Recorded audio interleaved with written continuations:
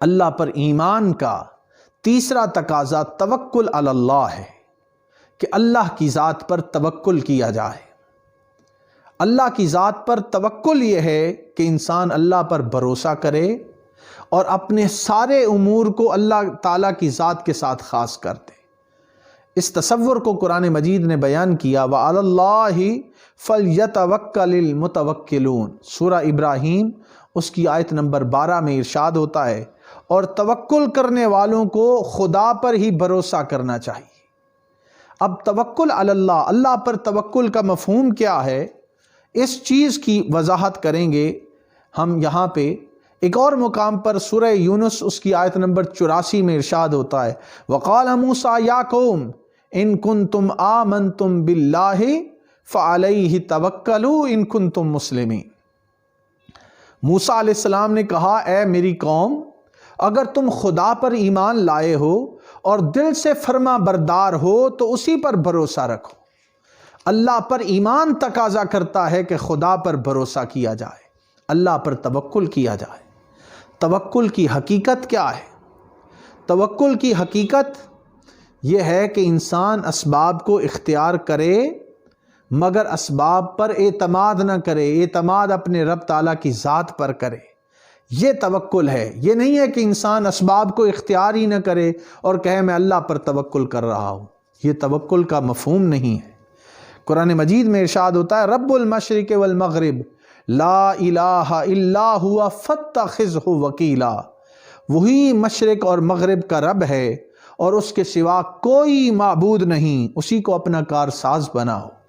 یہاں پہ جو بات سمجھائی جا رہی ہے وہ یہ ہے کہ انسان وہ سارے اپنے معاملات اللہ کے حضور سپرد کرے اور اپنی طرف سے اسباب کو اختیار کرے۔ کہیں پہ کوئی کمی رہ گئی تو اللہ تعالیٰ پوری کرے گا۔ توکل کا یہ مطلب نہیں ہے کہ انسان اپنی طرف سے تگ و دو کو ہی ترک کر دے۔ تگ و دو ترک کرنا انسان کے لیے اچھا نہیں ہے۔ توکل کا مفہوم یہ ہے کہ انسان اپنی طرف سے پوری کوشش کرے۔ کسی نے کہا کہ توکل کا یہ مطلب ہے کہ خنجر تیز رکھ اپنا، پھر اس خنجر کی تیزی کو مقدر کے حوالے کر، کہ اپنی طرف سے انسان کے بس میں جتنی کوشش ہے وہ کرتا رہے اور پھر کہے کہ باری تعالیٰ میں کچھ نہیں کر سکا، نتائج عطا کرنے والی تیری ذات ہے، میری طرف سے جو کچھ ہو سکتا تھا میں نے کیا ہے، اے اللہ تو ہی میرا وکیل ہے اور تو ہی میرا کارساز ہے، میں اپنے سارے امور تیرے سپرد کرتا ہوں۔ قرآن مجید کی سورہ الطلاق اس کی آیت نمبر 3 میں ارشاد ہوتا ہے وَمَن يَتَوَكَّلْ عَلَى اللَّهِ فَهُوَ حَسْبُهُ، اور جو کوئی اللہ کی ذات پر بھروسہ کرے گا تو اللہ کی ذات اس کو کافی ہو رہے گی۔ اللہ کی ذات پر بھروسہ انسان کے لیے یہ ہے کہ انسان کے بس میں جو کچھ ہے وہ کرتا رہے، پھر اللہ تعالیٰ کی ذات پر بھروسہ کرے۔ یہ توکل کا مفہوم ہے۔ توکل کے حوالے سے 2 طرح کے نظریات پائے جاتے ہیں۔ اس میں سے ایک گروہ تو یہ ہے کہ جو مادہ پرست قسم کے لوگ ہیں، سیکولر قسم کے لوگ ہیں، وہ کہتے ہیں کہ جو کچھ ہے وہ اسباب کے اندر ہی پوشیدہ ہے، اسباب اور اسباب سے مسببات پیدا ہوتے ہیں۔ وہ اسباب کو حقیقت جانتے ہیں اور کہتے ہیں کہ باقی ساری چیزیں کوئی اس کی حیثیت نہیں۔ یہ ویسٹرن کلچر اور مغربی تہذیب سے یہ تصور آیا کہ اسباب امپورٹنٹ ہیں، باقی کارساز اللہ کا ہونا اس کی کوئی ویلیو نہیں۔ اس کی بجائے ایک اور دوسرا جو گروہ ہے ان کا تصور ذرا اس سے مختلف ہے۔ وہ بذام خود مذہبی نام لیواؤں کا ہے، جنہوں نے توکل کا مفہوم ترک اسباب کو قرار دیا ہے۔ تو ترک اسباب اصل میں اللہ پر توکل کا مفہوم، یہ دونوں ایکسٹریمز ہیں۔ ایک طرف کہ اسباب ہی سب کچھ ہیں اور دوسری طرف کہ سب کچھ اللہ کے ہاتھ میں ہے، انسان کو اسباب کو اختیار ہی نہیں کرنا چاہیے۔ یہ دونوں ایکسٹریمز ہیں۔ اسلام کے توکل کا تصور یہ ہے کہ انسان جد و جہد کرے، اپنی پوری کوشش کرے کسی چیز کو اچیو کرنے کے لیے، اور پھر نتیجے کو اللہ کی ذات پہ چھوڑے، ان اسباب پر بھروسہ نہ کرے، مسبب الاسباب اللہ تعالیٰ پر بھروسہ کرے۔ وَلَيْسَ لِلْإِنسَانِ إِلَّا مَا سَعَى۔ اللہ رب العزت نے سورہ النجم کی آیت نمبر 39 میں ارشاد فرمایا، اور یہ کہ انسان کو وہی ملتا ہے جس کی وہ کوشش کرتا ہے۔ تو انسان پر کوشش لازم ہے، کوشش کرے اور پھر کہے باری تعالیٰ میرے جو بس میں تھا میں نے کیا، اب نتائج عطا کرنے والی تیری ذات ہے۔ حضور علیہ السلام کی بارگاہ میں ایک شخص حاضر ہوتا ہے، اور باہر مسجد نبوی کے باہر وہ اپنی اونٹنی کو ایسے ہی چھوڑ دیتا ہے، اور حضور علیہ السلام کی قدم بوسی کے لیے حاضر ہوتا ہے۔ حضور علیہ السلام نے پوچھا اپنی اونٹنی کو کہاں چھوڑ آئے ہو؟ تو اس نے کہا کہ میں اللہ کے توکل پر باہر کھلا چھوڑ آیا ہوں۔ نبی پاک علیہ السلام نے صحابی کی تربیت فرمایا اکلھا وتوکل، پہلے اس کے گھٹنوں پر رسی ڈال، پھر اللہ تعالیٰ پر بھروسہ کر۔ پہلے اس کے گھٹنے کو باندھ کے آ۔ مطلب یہ ہے کہ جو انسان کے بس میں اسباب اختیار کرنا ہے وہ کرے، پھر اللہ کی ذات پر توکل کرے۔ یہ ہے وہ توکل کا مفہوم جس کو انسان کو ہر وقت اپنی ذات پہ لاگو رکھنا چاہیے، نتائج کو اللہ کی ذات پر چھوڑنا چاہیے۔ یہاں پر علامہ محمد اقبال رحمۃ اللہ علیہ نے ایک بڑی خوبصورت بات کی ہے۔ وہ کہتے ہیں تیرے دریا میں طوفان کیوں نہیں ہے، خودی تیری مسلمان کیوں نہیں ہے، ابس ہے شکوے تقدیر یزداں تو خود تقدیر یزداں کیوں نہیں ہے۔ تو انسان کو جد و جہد کرنی چاہیے، کوشش کرنی چاہیے، اور کوشش کرنے کے نتیجے میں پھر انسان اللہ تعالیٰ کی ذات پر بھروسہ کرے۔ شیخ ابو طالب مکی رحمۃ اللہ علیہ نے قوت القلوب میں حضرت عمر فاروق رضی اللہ تعالیٰ عنہ کا ایک واقعہ بیان کیا ہے۔ وہ کہتے ہیں کہ حضرت عمر رضی اللہ تعالیٰ عنہ کے دروازے پر کسی نے دستک دی اور اپنی ضروریات کا سوال کیا کہ میری یہ ضرورت ہے۔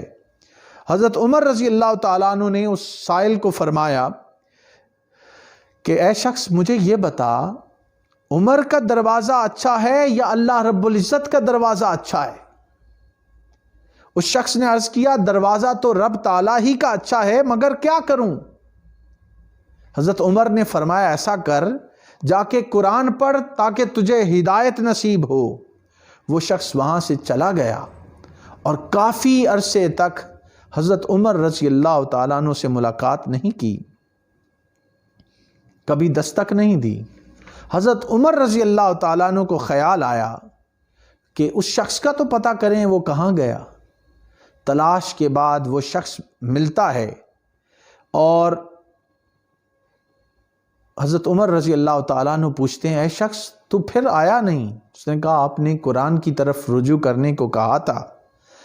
اے امیر المومنین، جب سے میں نے قرآن پڑھا ہے اس وقت سے مخلوق کے دروازے پہ جانے کی حاجت نہیں رہی۔ یعنی اللہ پر توکل کا یہ عالم ہے، کیونکہ قرآن مجید میں ارشاد ہے، اللہ رب العزت نے فرمایا، وہ شخص کہنے لگا سورہ الزاریات کی آیت نمبر 22، وَفِي السَّمَاءِ رِزْقُكُمْ وَمَا تُوعَدُونَ، آسمانوں میں تمہارا رزق ہے، تمہیں دیا جائے گا۔ تو جب رزق کی ذمہ داری اللہ تعالیٰ نے اٹھائی ہے تو پھر ادھر دنیا داروں کے سامنے ہاتھ پھیلانے کی کیا ضرورت ہے؟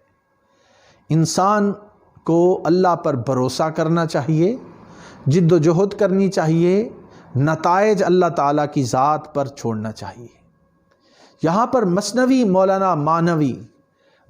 مولانا روم میں مولانا روم رحمۃ اللہ علیہ نے ایک مثال بیان کی ہے کہ ایک شخص بڑا غفلت شعار تھا، غفلت میں گم تھا، نہ دنیا کمانے کے لیے کوشش کرتا اور نہ دینی احکام کو بجا لاتا، تن آسان شخص تھا، یعنی کچھ ہڈ حرام تھا، دوسرے الفاظ میں آپ کہہ لیں، کچھ نہیں کرتا تھا۔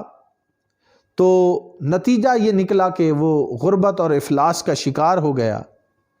اس نے ایک دن ایک رئیس، ایک بڑے امیر آدمی کے لشکر کو دیکھا کہ وہ بڑی پرتکلف زندگی گزار رہے ہیں، زرق برق ہے، بڑے اچھے لباس ہیں، طرح طرح کے کھانے ہیں۔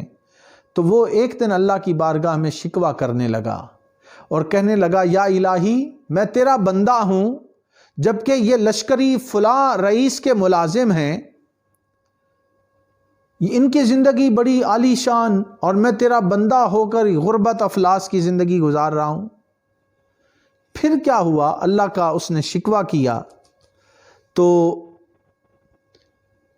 ہوا یہ کہ وہ شخص اسی کیفیت میں شکوہ کرنے لگا کہ پھر اس رئیس شخص کو، جس کے لشکری بڑی عیاشی کر رہے تھے، وہ اس پر عتاب آیا اور بادشاہ نے اس کو گرفتار کر لیا اور اس کے لشکریوں کو کہا کہ وہ اس کے خلاف گواہی دیں۔ اس رئیس کے لشکریوں نے گواہی دینے سے انکار کر دیا اور کہا کہ ہم نے اس رئیس کا نمک کھایا ہے، ہم زبان نہیں کھولیں گے۔ وہ ایک ایک کر کے اپنی جان گنواتے رہے، مگر شکوہ شکایت اور کوئی بات اپنے رئیس کے خلاف نہیں کی۔ ہاتف غیب سے اس کو آواز آئی کہ تو بھی بندہ بننا ان سے سیکھ لے، پھر کبھی مولا کو یوں تانا نہ دے، کہ اے بندے، ان کی اپنے رئیس کے ساتھ وابستگی کو دیکھ کہ مشکل وقت میں انہوں نے اسے چھوڑا نہیں، زبان پہ شکوہ شکایت نہیں لائے، اور تم خود کرتے کچھ نہیں ہو اور شکوہ خدا تعالیٰ کی ذات سے کرتے ہو۔ یہاں پہ جو بات سمجھائی جا رہی ہے وہ یہی ہے کہ انسان اللہ سے شکوہ شکایت نہ کرے، بلکہ کوشش کرے۔ کوشش کرنے سے اللہ تعالیٰ انسان پر راہ کو آسان کر دیتا ہے، اور اسباب کو طلب کرنا یہ انسان پہ لازم ہے۔ انبیاء علیہ السلام نے بھی اسباب کو طلب کیا۔ قرآن مجید میں ایک مقام پر ارشاد ہوتا ہے، یا ایھا الناس اتقوا ربکم الذی خلقکم من نفس واحدہ، اے لوگو اس رب سے ڈرو جس نے تم کو ایک جان سے پیدا کیا ہے۔ اللہ تعالیٰ چاہتی تو کروڑوں افراد کو بغیر سبب کے پیدا کر دیتی، مگر ایسا نہیں کیا۔ ایک جان پیدا کی، پھر ایک جان سے دوسری جان پیدا کی، اور ان دو جانوں کے ملاپ سے پھر یہ ہزاروں، لاکھوں، کروڑوں، ارب ہا انسان پیدا ہوئے۔ وہ چاہتا تو بغیر اسباب کے یہ سارا کچھ کر دیتا، مگر اللہ تعالیٰ کی یہ سنت نہیں ہے، انسان کو اسباب اختیار کرنے کا حکم دیا۔ ایک اور قرآن مجید کا بڑا اہم واقعہ سورہ یوسف میں ہے کہ یوسف علیہ السلام کو جب ان کے بھائیوں نے کنویں میں ڈال دیا تو حضرت یوسف علیہ السلام کی جدائی کے غم میں حضرت یعقوب علیہ السلام کی آنکھیں چلی گئیں۔ پھر یوسف علیہ السلام جب مسند اقتدار پر فائز ہوتے ہیں اور ان کے بھائی وہاں غلہ لینے جاتے ہیں تو یوسف علیہ السلام اپنے بھائیوں سے پوچھتے ہیں کہ میرے والد محترم کا کیا حال ہے؟ تو وہ بتاتے ہیں کہ ہمارے بھائی کے غم میں وہ تو نابینا ہو گئے۔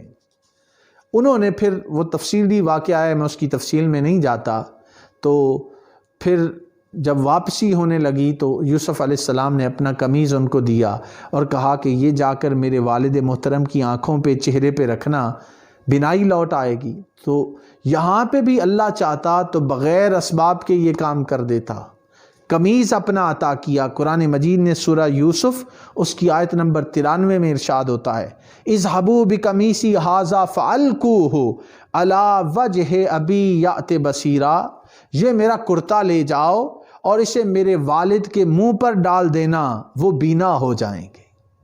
تو یہاں پہ بھی قمیض کو سبب کے طور پہ اختیار کیا گیا اور پھر وہ قمیض ڈالا گیا، حضرت یعقوب علیہ السلام کی بینائی لوٹ آئی۔ اسی طرح اسباب کو اختیار کرنے کے لیے یوسف علیہ السلام نے عزیز مصر سے کہا تھا کہ اجعلنی علی خزائن الارض انی حفیظ علیم، مجھے اس ملک کے خزانوں پر مقرر کر دے کیونکہ میں حفاظت بھی کر سکتا ہوں اور اس کام سے واقف بھی ہوں۔ وہ خدا تعالیٰ کے جلیل القدر نبی تھے، مگر پھر بھی دنیاوی سلطنت کو دین خدا کی ترویج و اشاعت کے ذریعے کے طور پہ طلب فرمایا۔ تو ہمیں بھی اسباب کو اختیار کرنا ہے، اور اللہ کے حضور خود نبی اکرم صلی اللہ علیہ وآلہ وسلم نے یہ تعلیم بیان فرمائی کہ وَقُلْ رَبِّ أَدْخِلْنِي مُدْخَلَ صِدْقٍ وَأَخْرِجْنِي مُخْرَجَ صِدْقٍ وَاجْعَلْ لِي مِن لَّدُنْكَ سُلْطَانًا نَصِيرًا، اور کہو کہ اے میرے پروردگار، مجھے اچھی جگہ داخل فرمائیے اور اچھی جگہ نکالیے، اور اپنے ہاں سے زور و قوت کو میرا مددگار فرمائیے۔